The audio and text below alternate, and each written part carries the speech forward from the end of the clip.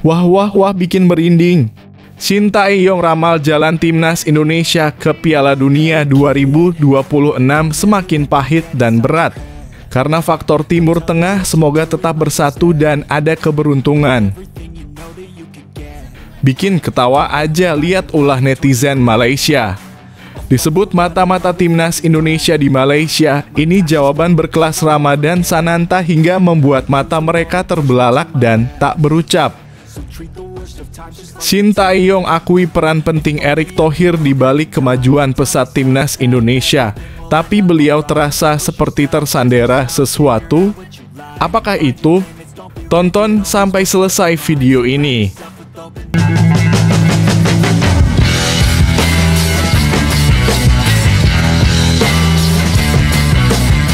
Sebelum kita lanjut ke berita terlengkapnya, alangkah mulianya bagi kalian untuk tekan tombol like dan yang belum subscribe, tolong subscribe channel ini. Wah wah wah bikin merinding. Shin Tae-yong ramal jalan timnas Indonesia ke Piala Dunia 2026 semakin pahit dan berat. Karena faktor Timur Tengah semoga tetap bersatu dan ada keberuntungan. Harapan masyarakat Indonesia untuk melihat tim nasional tampil di Piala Dunia 2026 kini berada dalam posisi yang tak menentu. Di tengah euforia pencapaian historis yang berhasil membawa timnas Indonesia menembus putaran ketiga kualifikasi Piala Dunia 2026 zona Asia. Sebuah kabar mengejutkan datang pelatih asal Korea Selatan, Shin Tae-yong. Secara tiba-tiba harus mengakhiri masa baktinya setelah PSSI memutuskan untuk mengganti arah kepelatihan. Shin Tae-yong, sosok yang selama ini dianggap sebagai arsitek kebangkitan timnas Garuda, tak mampu menyembunyikan kekecewaannya. Dalam pernyataan terbarunya, Shin membeberkan pandangannya terkait masa depan skuad merah putih. Ia meramalkan bahwa jalan Indonesia menuju Piala Dunia tidak hanya semakin berat, tetapi juga semakin pahit. Perjuangan yang sebelumnya sudah berat, kini bertambah sulit seiring pergantian pelatih dan sistem kompetisi yang tidak menguntungkan Indonesia. Di bawah kepemimpinan barunya yakni Patrick Kluivert, ex-bintang sepak bola Belanda, Indonesia gagal mengunci tiket otomatis ke Piala Dunia melalui putaran ketiga. Kini Indonesia harus melanjutkan perjuangan ke putaran keempat, sebuah babak yang hanya menyediakan satu tiket langsung menuju panggung sepak bola terbesar dunia. Di fase ini, timnas Indonesia akan bersaing dengan dua kekuatan besar Asia, yakni Arab Saudi dan Irak. Shin Tae-yong menilai kondisi ini jauh dari ideal. Menurutnya, putaran keempat bukan sekadar soal kekuatan teknis di lapangan, tapi juga soal faktor eksternal yang bisa sangat memengaruhi hasil pertandingan. Salah satunya adalah masalah pemanggilan pemain. Berbeda dengan Arab Saudi yang mayoritas pemainnya berlaga di kompetisi lokal dan bisa menyesuaikan jadwal sesuai agenda tim nasional, Indonesia menghadapi kendala besar. Banyak pemain utama Indonesia bermain di luar negeri termasuk Eropa, dan tidak semua klub bersedia melepas pemainnya di luar kalender resmi FIFA. Begitu daftar grup keluar tanggal 17 Juli, negara lain langsung bergerak. Sedangkan Indonesia tidak bisa bergerak cepat karena klub-klub, terutama di Eropa, tidak akan melepas pemain. Ini sangat merugikan kami, ujar Shin Tae-yong. Situasi makin kompleks karena laga di putaran keempat akan digelar tandang, termasuk ke markas Arab Saudi. Shin menilai faktor tuan rumah bisa sangat mempengaruhi hasil. Selain dukungan publik lokal, Arab Saudi dan Irak juga kerap mendapatkan keuntungan dari pemilihan wasit dan atmosfer pertandingan yang cenderung tidak bersahabat bagi tim tamu. Kami harus bertanding di Arab Saudi. Negara-negara di pot 1 bertanding di kandang sendiri. Mereka jadi tuan rumah, para wasit juga berasal dari kawasan yang sama, banyak dari Timur Tengah. Semua ini membuat posisi kami tidak menguntungkan, lanjutnya.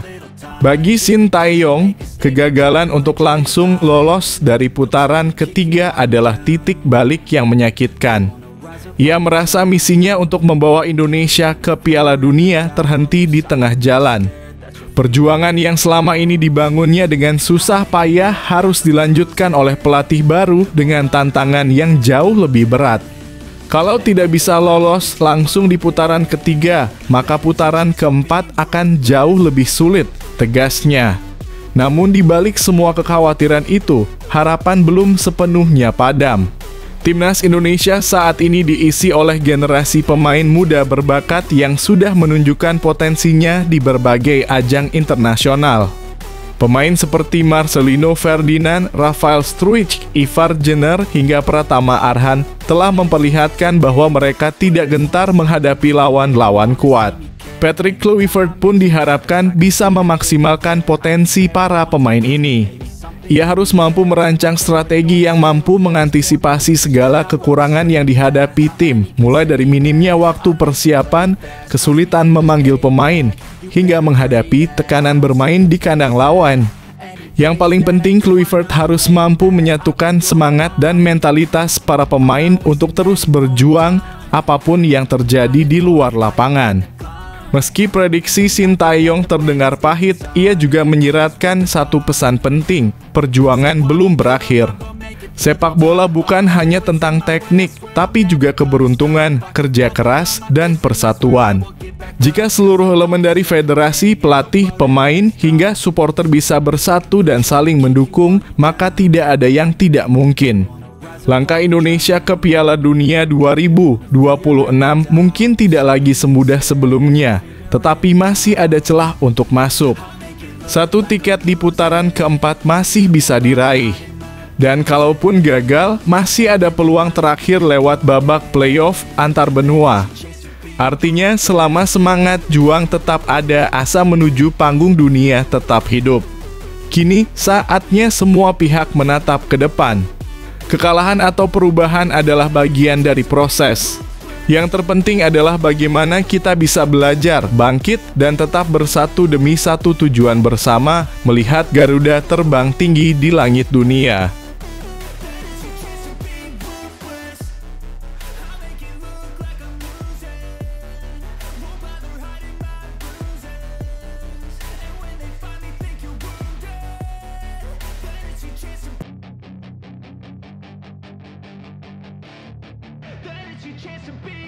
Hey kid, don't ever let them get inside your head. They'll tell you what to do in life instead of everything you know that you can get. Bikin ketawa aja lihat ulah netizen Malaysia. Disebut mata-mata timnas Indonesia di Malaysia, ini jawaban berkelas Ramadan Sananta hingga membuat mata mereka terbelalak dan tak berucap. Ramadan Sananta cukup mencuri perhatian sejak bergabung dengan Duli Pengiran Muda Mahkota FC dalam kurung DPMM FC di Liga Malaysia. Dari 2 pertandingan dia sudah mencatatkan 1 gol dan 1 assist. Penampilannya sudah mulai terlihat mencolok saat mulai bergabung dengan persiapan pramusim DPMM. Saat ini Sananta menjadi andalan tim asal Brunei Darussalam tersebut untuk bersaing di Malaysia. Sebagai pemain timnas Indonesia, tentu aksinya mendapatkan sorotan dari media lokal. Ramadan Sananta menyadari bahwa persaingan antara timnas Indonesia dan Malaysia memang panas. Bahkan riwayat rivalitas kedua tim sudah terbangun lama dan ini menjadi yang paling menarik di Asia Tenggara. Menurutnya, sebagai pemain mereka hanya berusaha memberikan kontribusi maksimal untuk klub. Gesekan yang terjadi hanya di lingkup supporter dan ini tidak menjadi masalah besar untuk mereka. Kita tahu sendiri timnas Indonesia dan Malaysia selalu menjadi rival, mungkin itu untuk supporter. Tapi dari pemain dengan pemain mungkin hanya bisa memberikan yang terbaik untuk negaranya masing-masing, kata Ramadan Sananta. Mantan pemain Persis Solo ini menambahkan, Liga Malaysia memang menjadi destinasinya. Pasalnya, ini memberikan tantangan baru dan ingin banyak mendapatkan pengalaman. Menurutnya, Malaysia juga memiliki liga yang ketat dan intensitas tinggi. Atmosfer yang ada tidak kalah dari Indonesia dengan banyak pemain berkualitas. Liga Malaysia mempunyai kualitas yang bagus. Terutama semua pemain juga memiliki kualitas, punya teknik dan intensitas tinggi, ujarnya. Sananta menambahkan dia ingin memberikan kontribusi terbaik untuk DPMM. Menurutnya mereka sudah mengawali musim dengan baik dan harus terus menjaga konsistensi. Pasca kalah dari Selangor FC, dia ingin mereka bisa segera bangkit dan menatap pertandingan selanjutnya. Saya masih muda dan ingin pengalaman. Musim ini ingin di Liga Malaysia dan ingin lebih baik, ujarnya. Untuk penggemar timnas Malaysia seyogianya bisa profesional karena saya bermain di Liga Malaysia ini untuk jauh lebih profesional, bukan yang lain. Maaf, seharusnya Anda malu jika mengatakan hal-hal yang tak penting semisal saya jadi mata-mata. Bijaklah dalam hal apapun pesan saya.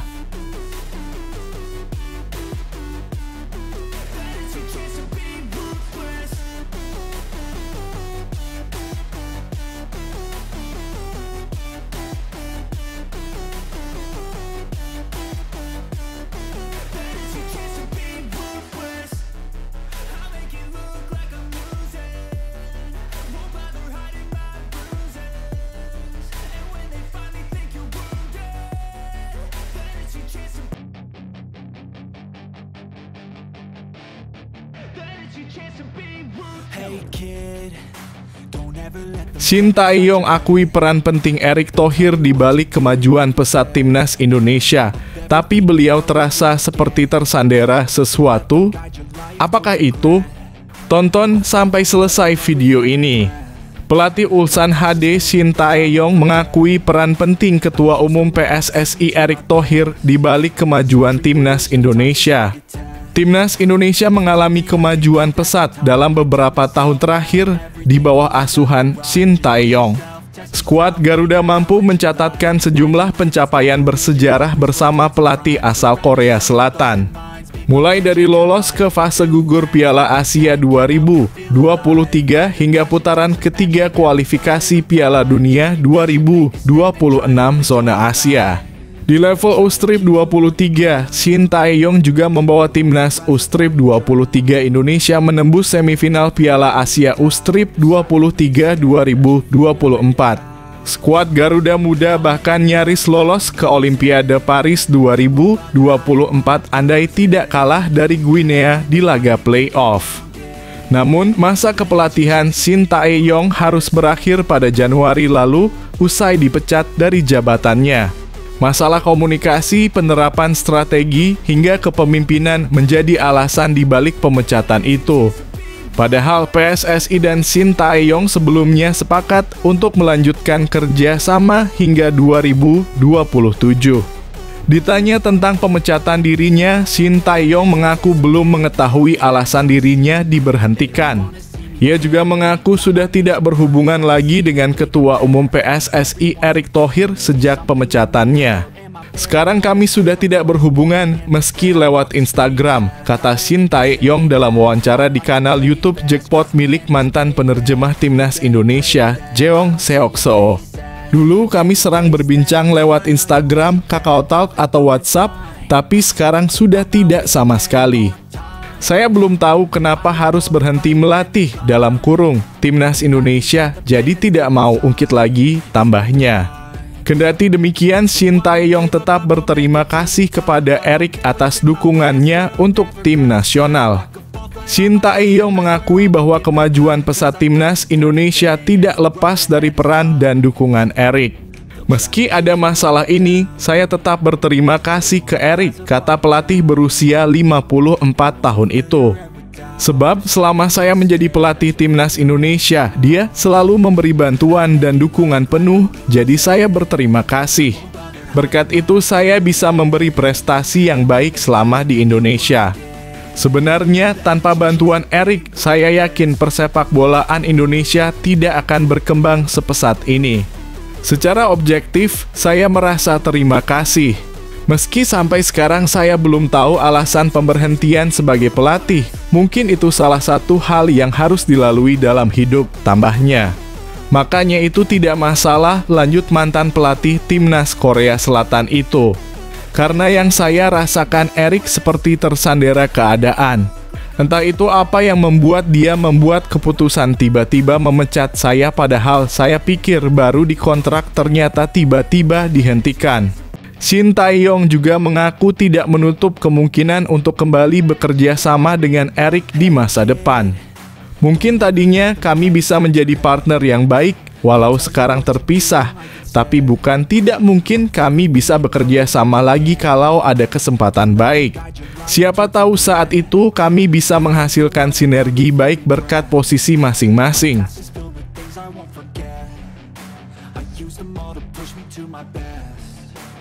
Treat the worst of times just like a test.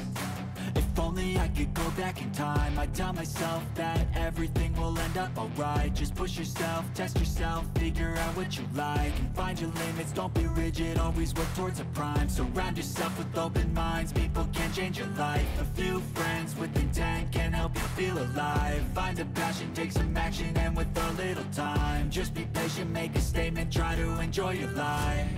They'll try to kick you while you're down. They wanna rise up while you drown. They wanna fill your head with doubt. They're silently scared that you'll figure it out. I'll make it look like I'm losing, won't bother hiding my bruises.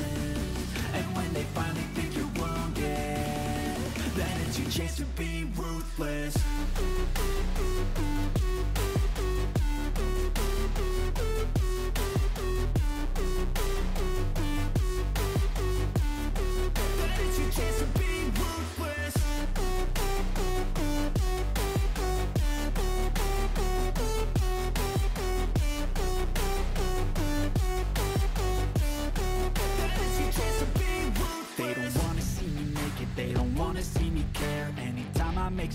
Inilah alasan mengapa Arsenal wajib mendatangkan Erling Haaland dari Manchester City. Arsenal semakin serius memperkuat lini depan dengan mengincar striker sensasional Manchester City, Erling Haaland. Kehadirannya diyakini akan membawa perubahan besar bagi The Gunners. Statistik impresif Haaland bersama Manchester City dan timnas Norwegia menjadi bukti kuat mengapa Arsenal wajib merekrut sang striker ke Emirates Stadium. Sejak bergabung dengan Manchester City, Haaland mencetak 80 gol dalam 90 pertandingan Liga Inggris, hampir 1 gol per laga. Di Liga Champions, ia menorehkan 27 gol dalam 25 pertandingan, menunjukkan ketajamannya di level tertinggi Eropa. Total Haaland sudah mengukir 110 gol dari 120 pertandingan di semua kompetisi, prestasi luar biasa di era modern. Selain produktivitas gol, Haaland unggul dalam fisik dan teknik. Tinggi badannya 1,94 meter dan kecepatan luar biasa membuatnya sulit dihentikan. Ia mampu mencetak gol dengan kaki kanan, kiri, dan sundulan, menjadikannya striker lengkap. Di level internasional, Haaland adalah tulang punggung Norwegia dengan 35 gol dari 45 penampilan, termasuk gol penting di kualifikasi Piala Dunia dan UEFA Nations League. Arsenal yang hanya mencetak 58 gol musim lalu jelas butuh penyerang seperti Haaland untuk meningkatkan daya gedor. Dibandingkan Manchester City yang mencetak 102 gol, ini menegaskan pentingnya kehadirannya. Dengan semua keunggulan tersebut, mendatangkan Haaland bukan sekadar pilihan, melainkan keharusan. Menurut Anda, apakah Haaland akan jadi solusi tepat bagi Arsenal? Berikan komentar dan pendapat Anda.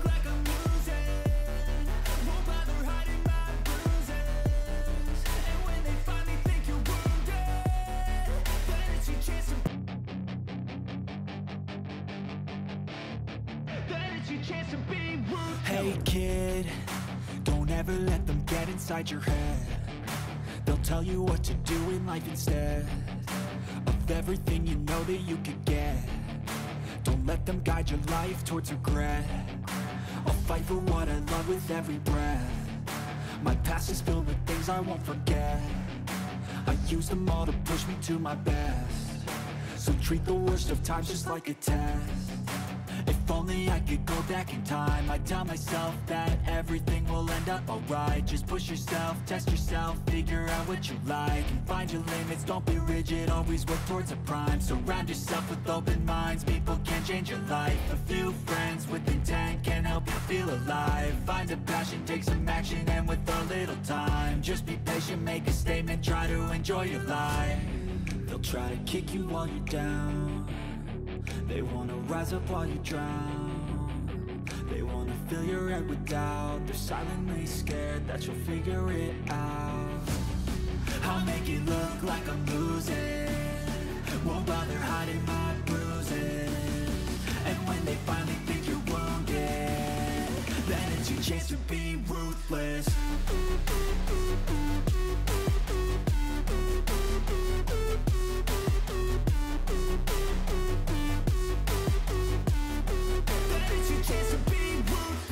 Cristiano Ronaldo memberikan pujian setinggi langit kepada striker baru Arsenal, Viktor Gyökeres, setelah menyaksikan penampilan impresifnya. Penyerang asal Swedia ini resmi bergabung dengan The Gunners musim panas ini setelah ditebus dari Sporting CP. Sebelum memilih Gyökeres, Arsenal juga membidik Benjamin Sesko, namun akhirnya berhasil mengamankan jasa Gyökeres setelah negosiasi panjang. Menariknya, Manchester United yang sempat dikaitkan juga akhirnya merekrut Sesko dari RB Leipzig. Gyökeres sendiri menunjukkan performa luar biasa selama 2 musim di Liga Portugal dengan mencetak 68 gol untuk Sporting, klub yang juga pernah dibela Ronaldo. Dalam wawancara usai laga pramusim Al Nassr melawan Rio Ave di mana Ronaldo mencetak hat-trick, sang mega bintang menyebut Gyökeres sebagai pemain spesial. Ronaldo optimis meski tim akan beradaptasi, Sporting akan tetap kompetitif. Pujian ini tentu menjadi kabar menggembirakan bagi fans Arsenal yang berharap Gyökeres mampu membawa tim meraih gelar Premier League. Dalam 3 musim terakhir, Arsenal selalu finish di posisi kedua dan kini sangat bertekad menjadi juara. Bagaimana menurut Anda? Apakah kehadiran Gyökeres benar-benar akan mengantarkan Arsenal juara Premier League musim ini? Berikan komentar dan pendapat Anda.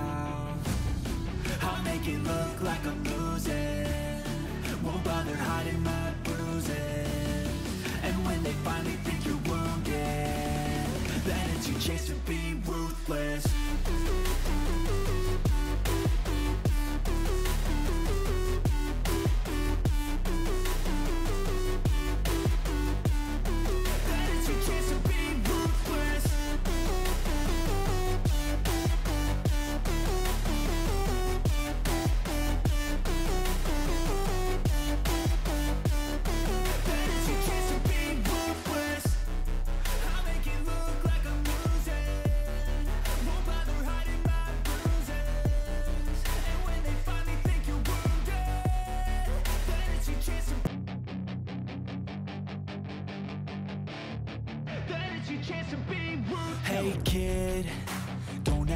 Martin Zubimendi kirim ancaman terselubung untuk Manchester United usai Arsenal tampil perkasa di Emirates Cup.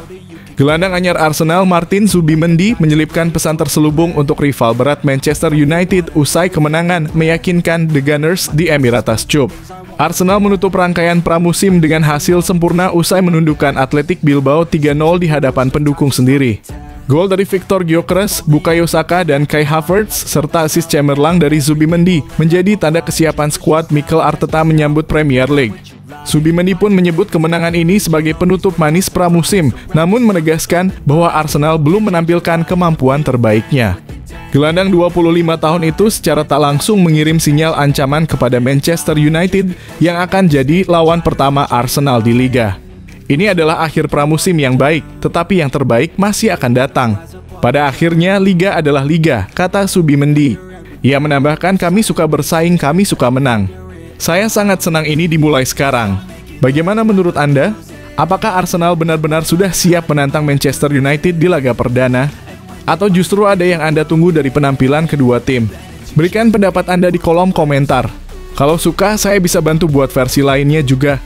Mau?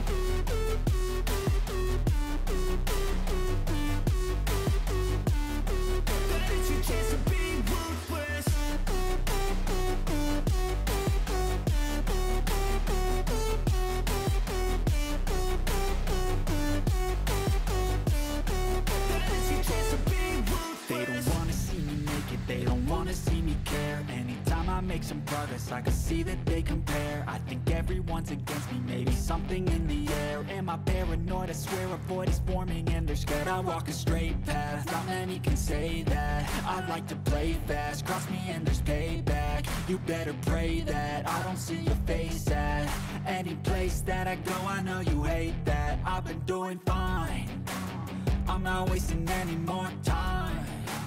I live for the fight and the climb, and Bursa transfer, Jose Mourinho setuju datangkan bintang Arsenal usai Mikel Arteta turunkan harga.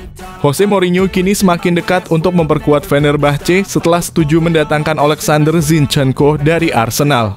The Gunners dilaporkan telah menurunkan harga sang bek serba bisa membuka peluang bagi Mourinho untuk menambah kekuatan skuadnya di musim panas ini.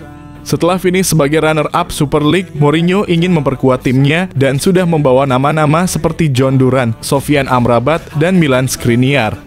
Kini Zinchenko menjadi incaran berikutnya dengan tawaran resmi dari Fenerbahce yang menurut jurnalis Turki Sercan Hamzaoglu berjalan cepat.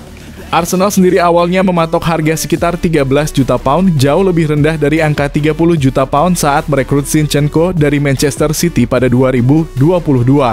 Meskipun Zinchenko sempat jadi andalan Mikel Arteta, musim lalu ia kesulitan mendapat menit bermain, sehingga keputusan menjual diambil. AC Milan dan Fulham juga pernah menunjukkan minat, namun Fenerbahce tampaknya memimpin perlombaan. Selain melepas Zinchenko, Arsenal juga sibuk melepas beberapa pemain seperti Jorginho dan Kieran Tierney, sekaligus mengincar sayap Inggris Eberechi Eze dari Crystal Palace.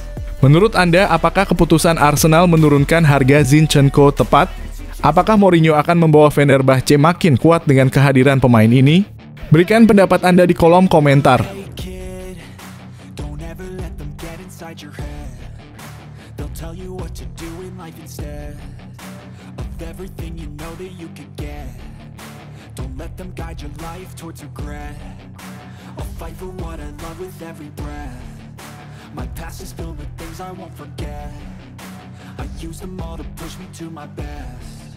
So treat the worst of times just like a test.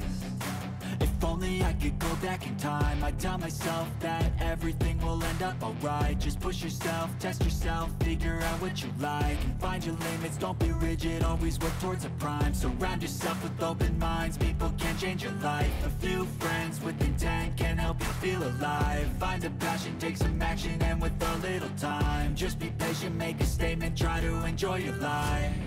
They'll try to kick you while you're down. They wanna rise up while you drown. Arsenal tawarkan 52 juta euro untuk Ademola Lookman. Tergiurkah?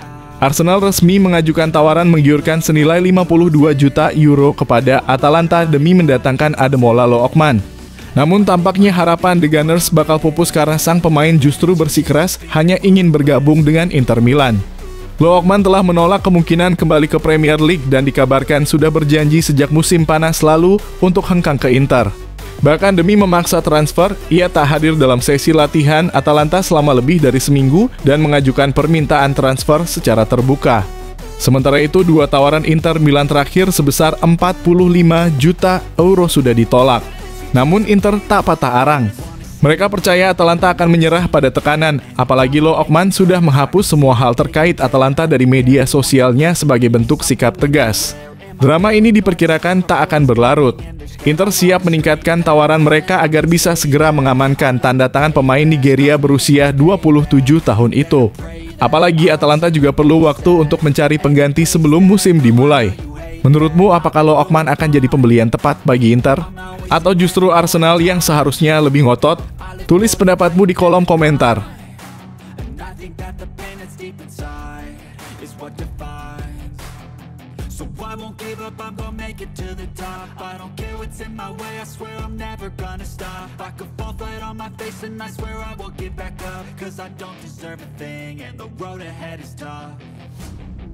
They'll try to kick you while you're down. They wanna rise up while you drown. They wanna fill your head with doubt. They're silently scared that you'll figure it out. I'll make it look like I'm losing. Won't bother hiding my bruises. And when they finally think you're wounded, then it's your chance to be ruthless.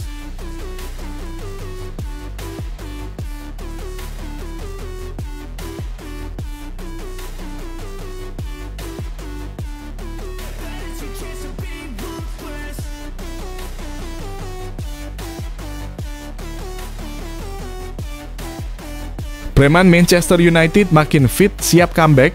Kabar gembira untuk fans Manchester United.